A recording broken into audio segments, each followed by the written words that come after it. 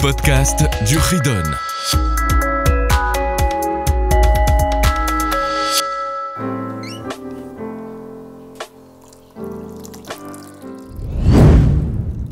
Bonjour les enfants, on se retrouve pour la suite, 3e chapitre. En effet, le premier c'était Emunat Hashem, croire en Hashem. Deuxième, Ahavat Hashem, aimer Hashem. Logiquement, le 3e, Yirat Hashem, la crainte d'Hashem. C'est une seule mitzvah. Ce qui s'appelle avoir cette crainte, comme le verset dit, Et Hashem Elokecha tira, Hashem ton Dieu, tu craigneras. Donc avoir la crainte d'Hashem partout, tout le temps et chacun. Si on regarde un petit peu les détails de cette mitzvah, cette mitzvah fait partie également des 6 mitzvot constantes. Il faut toujours avoir cette crainte et cette peur d'Hashem, on va dire. En quoi définir la crainte d'Hashem ? Qu'est-ce que ça veut dire ? Qu'est-ce que ça veut dire craindre Hachem ? Faire attention à ne pas transgresser, chas v'shalom, la volonté d'Hachem. Même si cette transgression va nous aider à appliquer une autre mitzvah.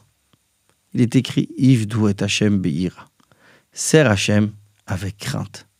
C'est-à-dire que toute mitzvah doit être faite dans la crainte d'Hachem, également l'application d'une mitzvah positive, ça doit être avec crainte et avec respect.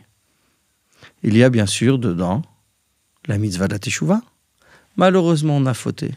On a un Yetzer Hara qui nous a tiré vers le mauvais côté. Mais Hachem nous a donné cette grande mitzvah qui s'appelle la teshuva, le retour.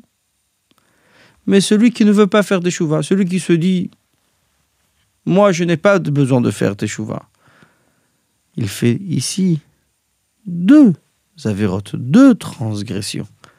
Bien sûr, il a transgressé la volonté d'Hachem, il a fait une avéra. Et il manque aussi du Yirat Shamayim, de crainte d'Hachem. Parce que s'il avait vraiment cette crainte d'Hachem, il aurait cherché à faire tchouva. Et ce qu'il ne le fait pas, c'est un manque dans sa crainte d'Hachem. Et enfin, il faut craindre Hachem uniquement, c'est-à-dire réellement. La chose seule et unique auquel il faut craindre, c'est Hachem et rien d'autre. Il n'y a rien qui me fait peur dans ce monde. Parce que je n'ai peur que d'Hachem. Si je n'ai peur que d'Hachem, c'est-à-dire que Hachem me protège. La force d'Hachem, elle est infinie. La force d'Hachem a tout.